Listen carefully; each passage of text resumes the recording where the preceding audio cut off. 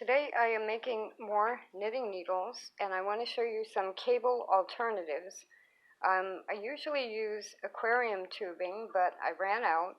This is a polypropylene belt material for my treadles, and I actually have this type of belt on my white treadle, and this is a leftover piece. Now this is going to give me two 12-inch needles. And as you know, circular needles, even though they have two tips, are considered one needle. But here's another alternative that you probably haven't thought of.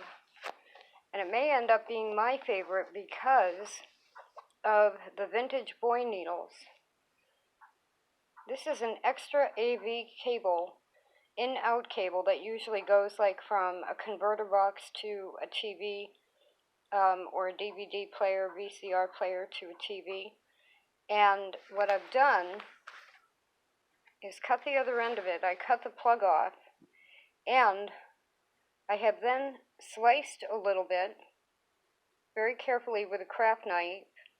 I am going to pull this back, cut that inside optical cable out, and when I put this back on the end of a needle, I haven't carved them yet, but when it goes on the plug of a needle like that, because I can make a metal O-ring, that will close the plastic back up again and keep it all on there.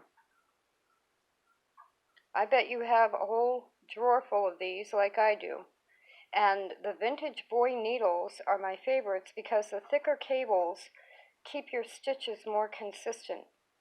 My mother's favorite phrase was, with knitting, was the gauge has to be what you pay attention to. And I just feel that I had some Knit Picks needles, and I ended up selling them. The cables are so thin, they are flexible, but they're so thin that your stitch shrinks, and so when you go to put it back on the needle, it's a little bit more difficult, which is why I like the vintage boys.